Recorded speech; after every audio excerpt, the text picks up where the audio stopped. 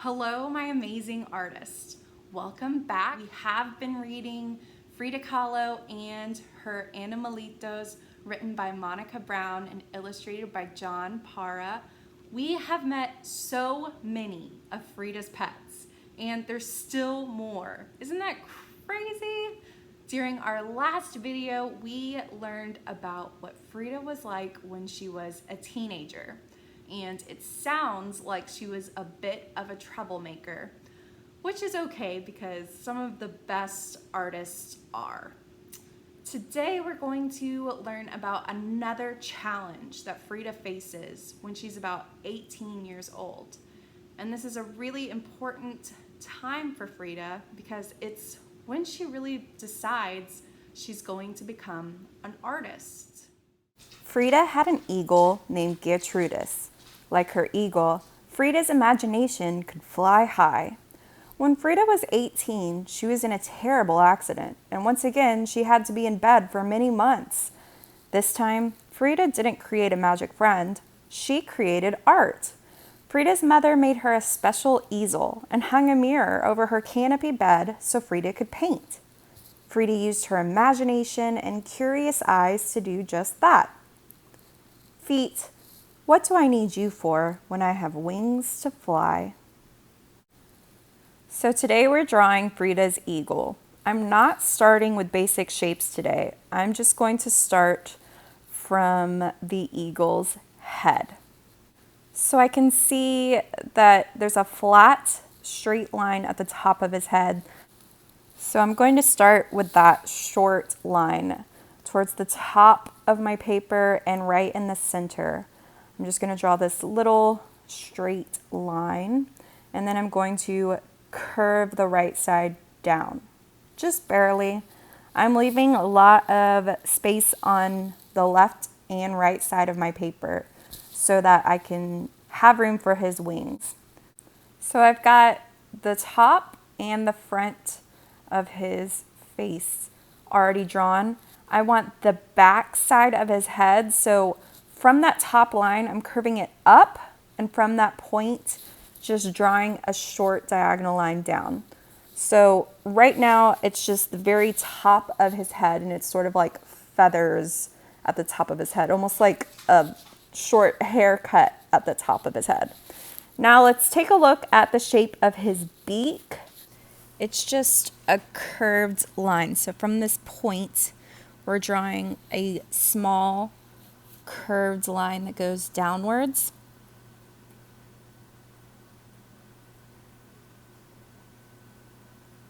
And then we need to bring that line back towards the head. So we've got the top half of his beak. So of course he's got a bottom half of his beak, but we're not going to draw it yet because we want this ribbon to be inside of his mouth. Make sure, again, that you're leaving a lot of room on each side of your eagle so you can draw his wings later. So the line on his right side, it curves inward and then it curves outward. So we need to start drawing with a curve that goes in, and then it's going to come out. And that outer curve is sort of like the eagle's belly poking out. So however curvy you make it is how big your eagle's belly is going to look. Now for the other side of the eagle's body, we already have this line at the top of his head, and from that corner we are going to draw a long curve, and it's going to go in the same direction the whole time. So from that point we curve outward just like that. So I'm thinking this looks like a bird's body so far. For the feathers on the bird's body, they start where the bird's neck is. And at the top, it's these bumpy lines. I'm going to mark off, just super lightly draw a line where I want that neck to be. And then where that neck is, I'm going to make the bird's body curve out. And then I'm going to draw those bumpy lines. Because you can't tell as much with this picture in this book, but most eagle pictures that I have seen, the top part of their heads are a white color and it looks separate from the rest of their brown body. So I do want to make that distinction on my drawing. So that's why I made it look like the feathers are coming outward where his neck is. All right, moving on. I want to draw his eye. So in the middle of his head, a little bit closer towards the beak, I'm drawing a circle eye. And of course, you can make your eye however you want. I'm going to draw this line at the top of the circle to give him sort of like an eyebrow, because I think when I think of eagles, I think they look kind of serious in my head. So I want mine to have a serious look on his face. I'm ready to draw the left bird wing. So I'm noticing all of the curves that are going to make up this wing. I can see that when I come down to about halfway down the body, there's this very sharp curve. It's like a U shape or a sideways C shape, and then it's going to come up and curve out the other way. So I do want to start with that small curve. So I think that's a good spot. I'm going to do that U-shaped curve, and then I drew my line upwards. And about where his head stops, I'm going to curve my wing outward. Now, from that top curve, I can see that the wing is going to have this really large curved line. So from where I stopped, I'm going to keep curving out towards that left side of my paper and bring my line down. I want him to have big eagle wings.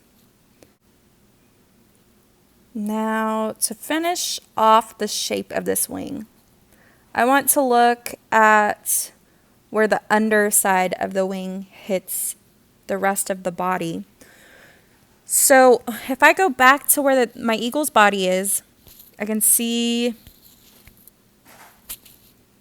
the amount of space I should leave between the top part of the wing and the bottom. So about right here, I'm going to mark off where I want my wing to start. And I'm just going to draw this short line, and then it's going to come to a point, and we'll make like a corner. And then we'll draw that line down. And then the bottom of his wing is just these long feathers. So we're going to draw some bumpy lines to draw the bottom part of those long feathers. So here's one bump, and that's going to be bigger than the others. Another bump, and that should be a bump. I think I want to erase that and make it a little bit curvier. There we go. All right, so the line that we drew at the bottom of the wing, we need that to go all the way across. So I'm going to continue that line that I started and draw it all the way across, and I'm curving it up. Now, from that line we just drew, we will have vertical lines that connect to each of those bumps we made at the bottom of the wing. So there's 1, 2, 3. So those are all long feathers at the bottom of his wing.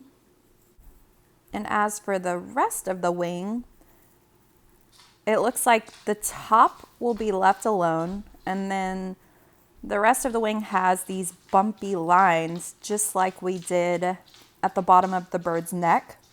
So we're leaving this spot empty and coming down, and we'll have a bumpy line that curves across our wing. So bump, bump, bump, bump, bump.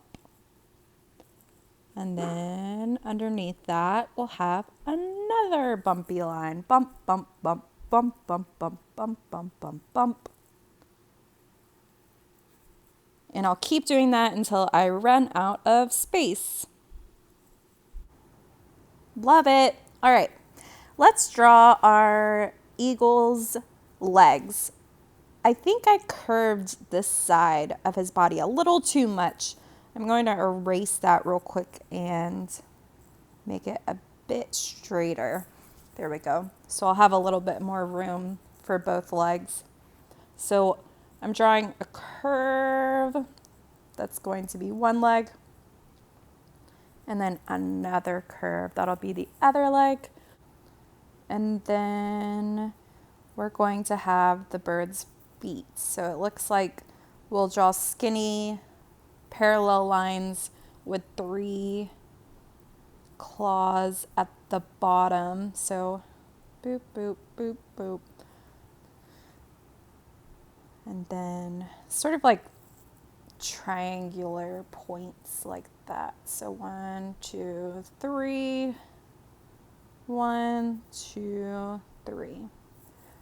Awesome. And then some stripes across for texture. And now I feel ready to fill in the feathers all over his body. At the top, I'm going to do more of those bumpy lines that are connected. And as I get lower, they'll be separate. Just sort of all over the place, a bunch of curves. Curve, curve, curve, curve.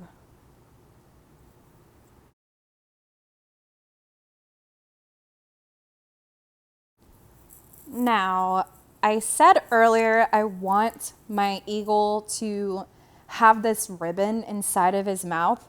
So I'm going to start at the top of his beak and have some parallel curved lines coming out the top.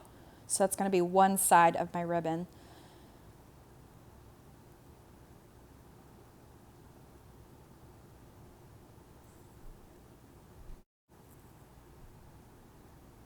And then another line that's almost parallel to that one we just drew.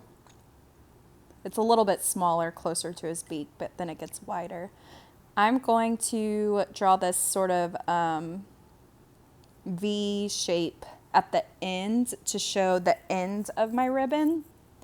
And then for the bottom of my ribbon, I want it to come out of that lower end of the beak and to basically do the exact same thing I just did, but on the bottom. So I'm going to curve it out and make it come towards the bottom of the paper.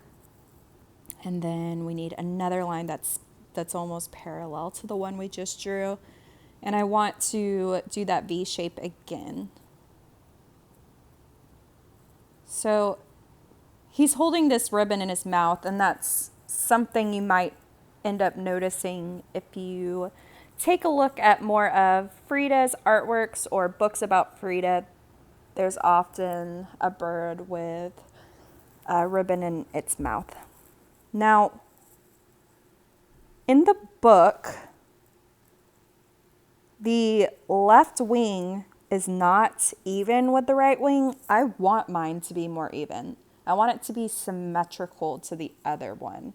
So I'm going to copy the exact same thing I did earlier. I'm going to do that U shape. I'm going to bring the line up. And, before I finish that, let me give my bird the bottom part of his beak so that his beak doesn't run into his wing. So that's just going to be a itty bitty curved line there. So it looks like his mouth is shut around that ribbon. So he's holding onto it tight. Back to the wing. I want it to curve up, and it's going to be behind that ribbon. And then it's going to curve down, and it's going to go behind the bottom part of the ribbon. Keep curving down. And the bottom of the wing, just like the other side, will come out, go down, and then make those bumpy lines for those long feathers. Let's bring that line across the wing and make sure our bottom feathers are touching it. And then we need all of those bumpy lines again, all across the wing. It doesn't have to be perfectly symmetrical with the other wing, but it's going to have the same stuff going on. So the same types of feathers that you made on the other wing, you should have going on this wing. So there we go. I really like it.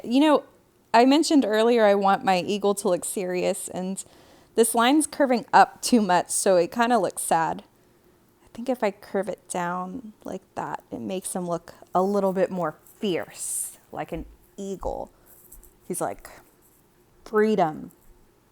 Since you're done drawing your eagle, you can make some customizations, give it some personality, maybe write something on the ribbon. In the book, the ribbon says Frida.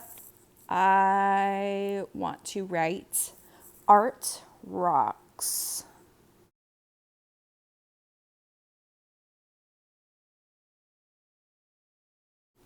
Think about maybe what you could put in the background or all around the eagle.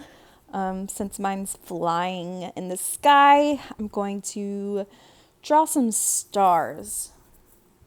In the book, there's clouds and a sun. You could do that too. Or you could just decorate with things you like to draw around, like flowers or rainbows or swirls or lightning bolts. Whatever you want. Get creative. And you're done drawing.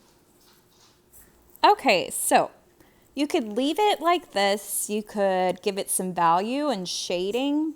You could color with crayons or watercolors. I am actually going to use markers today, which, if you know me, is unusual. I don't normally like to color with markers, but I figure it's something a lot of us have at home, so why not? The eagle in the book, it's all this brown color, but when I think of eagles, I usually think of like bald eagles that are white at the top and have brownish feathers and yellow feet and a yellow beak. So I'm going to start with that brown, and I'm going to make sure not to color in the head or the feet. Whenever I do use markers, I like to first trace around all the spots where I will be coloring in, and that gives me sort of like a boundary that I know not to cross, because I do want to make sure I'm coloring neatly and all in the same direction. And it makes that a little bit easier if you have this boundary that you set for yourself.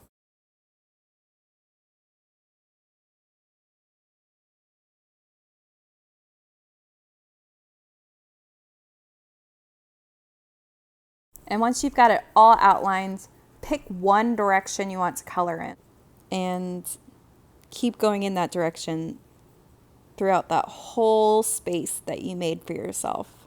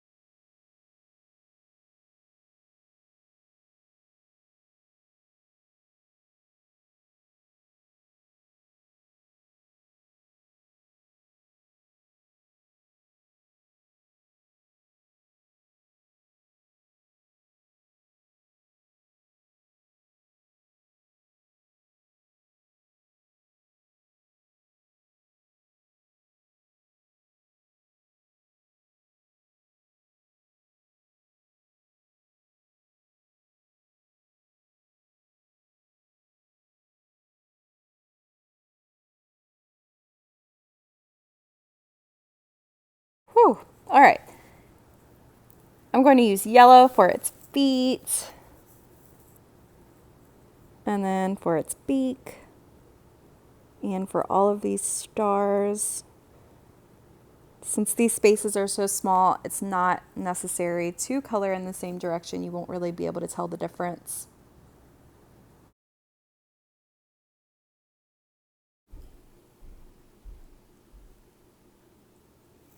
The only thing I really have left to color is this ribbon going through his mouth, so I'm going to use pink for mine. And to make it easy on myself, I'm again going to give me that border, that boundary, so I know not to cross it.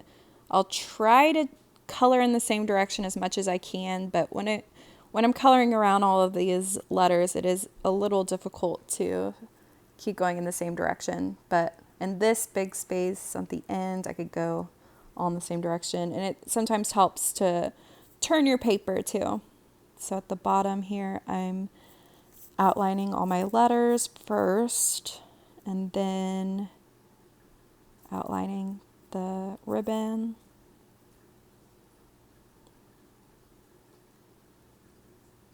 Coloring all that in.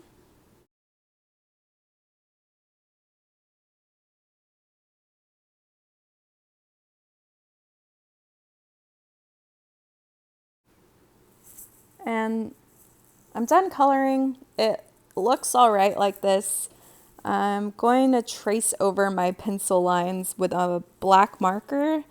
I think that will help to show off some of the details I made, especially on those feathers, all those bumpy, curvy lines I made that you can't tell are there as much now that you colored it all dark brown. When you trace over it with black, it makes it pop a little bit more. Also, since I'm right-handed, I'm making sure to start on the left side of my paper and work over so I don't get as much mess on my hand.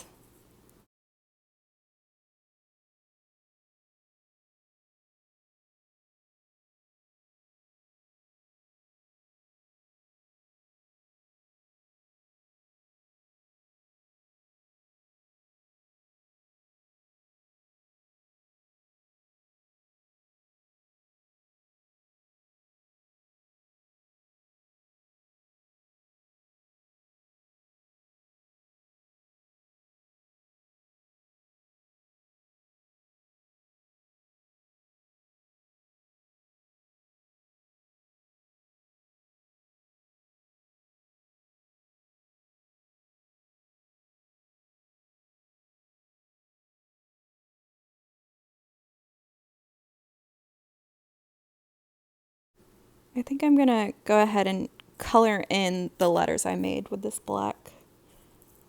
That'll probably look all right next to the pink.